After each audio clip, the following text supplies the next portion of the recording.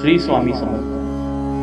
जसा जसा स्वामींचा महिमा वाढू लागला तसे तसे जगन्नाथपुरीमधल्या स्वामींच्या वास्तव्याला एक अलौकिक लेणे प्राप्त झाले. गर्दी हटता हटत नव्हती. हजारो भक्त प्रत्यक्ष परमेश्वर प्रगट झाला आहे या भावनेने स्वामी समर्थांना भेटायला यायचे. त्यांच्या चरणाशी घटकाभर बसायचे. खूप लोकांच्या डोळ्यातून आनंदाश्रू व्हायला लागायचे. प्रत्यक्ष परमेश्वर भेटला ही भावना मनोमनी जपत लोक पुन्हा मागे परतायचे. स्वामींपुढे ठेवलेले नैवेद्याचे ताट रिकामेच होत नाही या चमत्कारामुळे लोक ते पाहत खूप वेळ उभे राहायचे. सर्वांना भरपूर प्रसाद वाटून झाला की स्वामी ते ताट पुजाऱ्यांच्या हातात द्यायचे आणि देवळाचे पुजारी आनंदाने पुन्हा गाभाऱ्यात जाऊन जगन्नाथाची पूजा करायचे.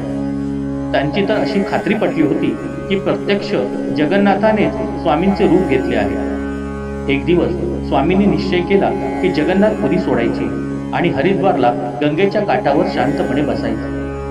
विचार मनात आला आणि स्वामी क्षणार्धात अंतर्धान पावले.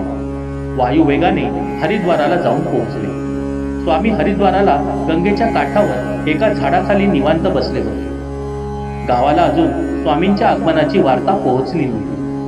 संध्याकाळची वेळ होती. गावाबाहेर ढकलला गेलेला एक महारोगी स्वामींच्या दिशेने येऊ लागला. स्वामींनी अंतर्ज्ञानाने त्या रोग्याला ओळखले. त्यांनी त्या महारोग्याला खुणेने जवळ बोलाविले. सर्वांनी बहिष्कृत केलेला तो महारोगी खूप सुखावला.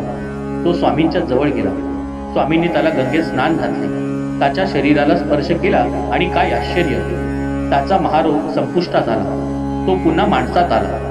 त्याला खूप आनंद झाला. त्याने स्वामींचे पाय घट्ट पकडले. स्वामींना तो शरण गेला. ही बातमी गावात कळली आणि झुंडीच्या झुंडी स्वामींच्या दिशेने झेपावू लागला. स्वामींचा उदो उदो होऊ लागला.